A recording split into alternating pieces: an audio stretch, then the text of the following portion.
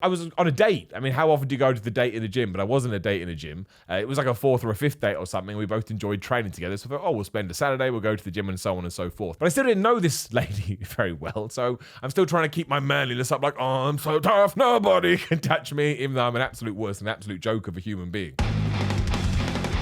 Time the board, A-hole here. Thank you for joining me as always. And as you've seen by the title, this is essentially going to be a journey through my life, laughing at myself and calling myself a moron for all the dumb things that I've done in the gym. But I like to think that we've all experienced this kind of stuff when we have been in the fitness palace of love. So if we can share these experiences, what's that phrase? An experience shared is an experience gained.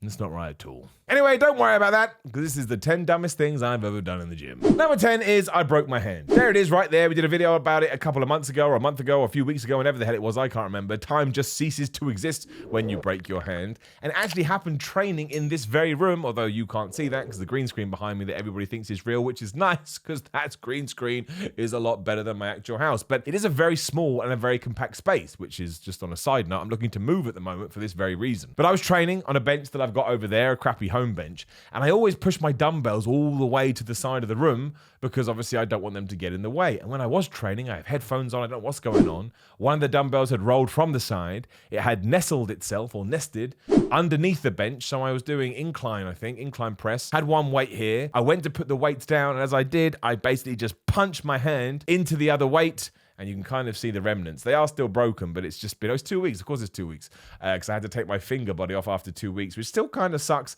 because they hurt a lot. But that's a dumb thing to do in the gym. If you break your hand, trying to do anything, especially in a home gym, is next to impossible. But what can I say? I am a dick. Number 9 is when I got crushed by a barbell. Now, I put this one at number 9 because it actually wasn't my fault, but I'm still going to count it as a dumb thing. And it was one of those moments where I should have said something. I should have made a noise, but instead I was just like, duh. I don't know what's happening here. So I was in whatever was next to the squat rack. I can't remember now. This was many, many years ago. But I was sat there or stood there or whatever, doing whatever workout I was doing. And somebody was working at the gym. They were taking the weights off the bar. Because we all know that people go to the gym are assholes and they never de-weight or de-rack their bars. So she was doing that. I think there was 3 plates on either side. I can only assume that she was new. And I watched her take one plate off the left side. I was like, okay, she's going to come around here and take another one off. And she didn't. She started taking a second plate off. And I'm like, okay, well, I'm sure she thinks she can do 3 to 1. But then she started to take the last plate off the left side. And I should have gone, oh, excuse me, my friend. Can you please not do that? Because where I am situated, it will slam into my body. But I said nothing. And I just watched. And I didn't move. It was almost like I thought it was a T-Rex. Don't move. It's a Tyrannosaurus Rex. She took the third plate off. The bar obviously went whoop because it was off balance. Now, thankfully, when this does happen, because the bar goes like that, it means it then comes down like that. So I just got twonked on the head with the empty side of the bar. What would have been much worse if it had just taken a nosedive, or that probably would have missed me. But no, I saw stars and be like, oh, but I did actually get free gym membership for around about a year or 2 years. And at that time, money was kind of tight. So I spun it in my head and I was like, well, isn't that wonderful? It wasn't. Number 8 is I tore my rotator cuff doing behind the neck presses. And again, do not do behind the neck anything. It's not worth it. Even if you can find studies out there that say it has a tiny, tiny benefit, we are only talking 1 to 2%. It doesn't matter. I had to learn this the hard way. I was doing behind the neck shoulder presses. I went to pick it up in that uncomfortable position. If you are going to do them, definitely get a spotter. I didn't again because I'm a moron. I'm a fool. I'm dumb. We've established this. And I went to push it. And which shoulder was it? I think it was my right shoulder. I can't remember. Whatever. It went and it was so loud. It sounds like when you have white noise with the TV. And it was so loud, everyone in the gym went, and they turned around to listen. And do you know what I did after that? I tried to finish my workout. I stopped doing behind the neck presses, but I tried to do some lateral raises and literally went like this. Like I'm just a penguin, you know what I mean? And I was like, well, I can't do that anymore. And I had to go home and I rested it. And after a while, I was like, it's not going to get better. And I went to the doctor and I tore my subscapularis tendon, which he was amazed by because most people tear their supraspinatus. We don't need to get into that. And I had to have keyhole surgery to get it fixed. So was it worth doing behind the neck presses? No, it wasn't. Number 7 is when I dropped a weight on my foot and destroyed my toenail. And I used to have a picture of this somewhere, but I've lost it. So I'll just have to describe it to you as best as I can. But actually at the time, it's quite funny. This is what happened. So I was on a date. I mean, how often do you go to the date in the gym? But I wasn't a date in a gym. It was like a fourth or a fifth date or something. We both enjoyed training together. So I thought, we'll spend a Saturday, we'll go to the gym and so on and so forth. But I still didn't know this lady very well. So I'm still trying to keep my manliness up like, oh, I'm so tough, nobody can touch me, even though I'm an absolute worst, an absolute joke of a human being. That's the real truth. Somebody sent me a message today saying, Millie, you're so goofy. I was like, I know. I'm a walking goof. Me and Goofy from Disney, man, we get on like a house on fire. But I was lifting 35s doing something, this apparently, so she probably didn't like me anyway. She's like, that guy doesn't know what he's doing.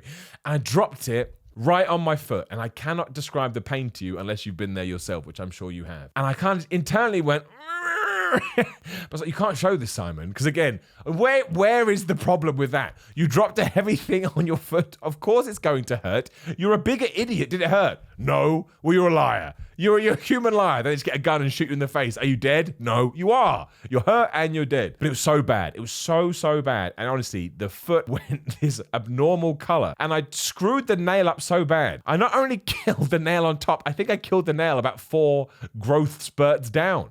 Because like 3 years later, it was still a problem. It was still all mangled.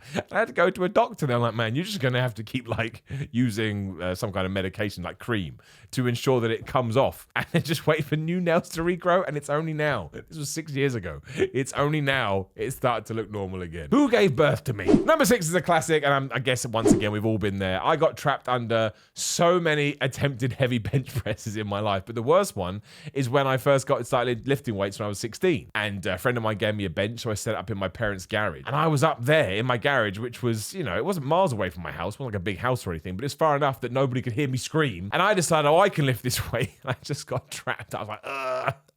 But no one's going to hear me. So I had to do that horrible thing where you roll it down your body. And when you get to the groinal region, it's just like, well, this is going to absolutely suck. Which is why it's one of those gym hacks. If you go into a heavy bench press and you're by yourself, just take the clips off. Now, I admit you're running the risk of all the plates falling on the floor. But that's far better than this when you're like, oh. And you see those awful gym fail videos. We do it all the time when people go and it's way too heavy and they just larynx themselves and they crush it into the next. But yeah, I've been there so many times. But it's worse when you're 16 and you've just started lifting weights because you don't know anything and you think, oh, I've done it, I'm going to croak. Number 5 is a similar story, but at least I was in a gym. I got trapped under a leg press. Now, this actually wasn't my fault. Because you know when you do the leg press, you have the, I don't know, you call them the handles, and they take the weight when you need the machine to take the weight. They had just broken. And they had broken halfway through me doing a leg press. And I guess I was pushing a relative amount of weight. It would have been around about 300 kilograms. But the problem was I had headphones on and I was blaring music out again, as I'm wont to do. And then I realized, well, I can't get up off this machine because my legs will compress. So obviously I extended my legs, but I'm still like, man, I'm running out of juice here. Like, it's getting heavier and heavier. So for all I know, I don't even know what I screamed out. But you know, if you do this and you try and scream something out, there's every chance I'm just going, and eventually somebody looked at me. I must have gone, help, help, because he came and he held it up so I could squirm my way out of there. But that's embarrassing. Even when it's not your fault, you still look like an absolute buffoon, just trapped in a leg press. And the leg press is terrifying because imagine it did compress you. Honestly, I get scared about it every day. Number 4 is I fell over after heavy deadlift. Now, I'm not actually that embarrassed about this one because I feel like it's a badge of honor in many ways. But my best ever deadlift when I was just a big fat guy, I may put pictures up, I may not. I still get a bit self-conscious about it. I just used to eat and lift. I had no idea about nutrition. But it does give you strength, of course it does. And I managed to deadlift 275 kilograms, which for me is a lot of weight. There's always one guy that goes, that's not a lot of weight. Well, it was a lot for me, you absolute dingus. And I only did it for 1 rep. And when I put it down, oh man, yeah, I got the stars. I went down like somebody had sniped me. And it is kind of, again, embarrassing when you're in a gym because everyone's looking at you. But now I look back and I'm like, no, it means I destroyed my brain and my body so much it went, nope, you got to go down for the count, which meant I dedicated myself to that lift.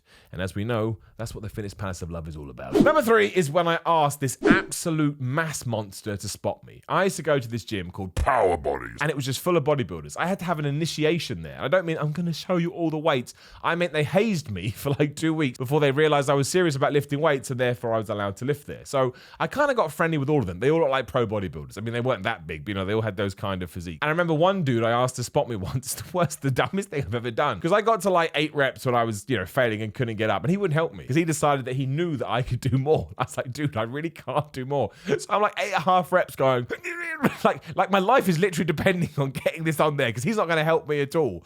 And eventually he did. They just yelled at me for a while. You need to train hard. You need to lift hard. Like, dude, I'm not as big as you. You can't treat me like it. In many ways, I enjoyed that session because he absolutely kicked my ass. But I did leave just feeling so dumb. I was like, great. I got like thrown around mentally by this jacked up guy. This is not why I went to the gym. Number 2 is answered my phone. Now, we've all done this because sometimes you get a phone call and you're like, well, that person doesn't usually ring me. I should answer it. But it's always a mistake. And do you want to know why it's a mistake? Because it never lasts 2 minutes. Who really, unless you're doing super duper strongman stuff, who wants to take more than 2 minutes in a rest set? It's very, very rare you want to do that. So you answer the phone and then you're looking at it. You're not listening to them anymore. It gets to 8 minutes and 12, 15. You're like, I've ruined my workout. I've absolutely ruined my workout. And by the time you get back to lifting weights again, you're cold. So you have to warm up. So just never answer your phone. Unless you really do think it's an emergency, of course. But I have done that, not a lot of times, no more than 5 max over like 20 years or whatever. But I've done it way too much.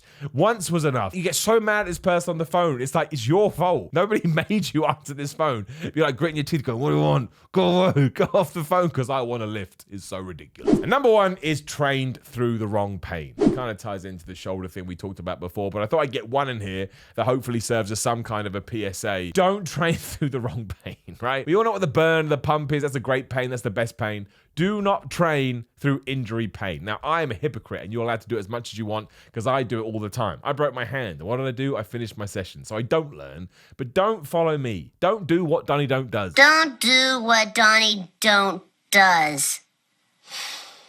They could have made this clearer. The best thing you can do when you injure yourself and you have bad pain is ice it straight away and actually take a couple of Nurofen or whatever to try and get rid of the swelling. If you jump on it that quickly, you're going to recover so much quicker. That doesn't mean the next day you can't go back and train around the injury. Of course, be smart. You know what you're doing. But when you have an injury and then you just try and work through the injury, all you're going to do is make it 10 times worse. You could turn a 2-week problematic thing into a months-long problematic thing, and you don't want to do that. So in short, do not do it. Do not be like Simon Miller. Simon Miller is a moron and a fool, and as we already established, a massive goof. Now, please do leave a comment below. Let me know the dumbest thing you've done in the gym. Like the video, share the video, and subscribe. Hit the bell, ding, ding, so you can be notified about the videos. There's another one on screen right there. Why don't you give it a click if you so fancy? Otherwise, patreon.com/Simon316, Simon.BigCartel.com for merchandise, Twitter and Instagram @SimonMiller316. But more importantly, I appreciate your time. I appreciate your attention.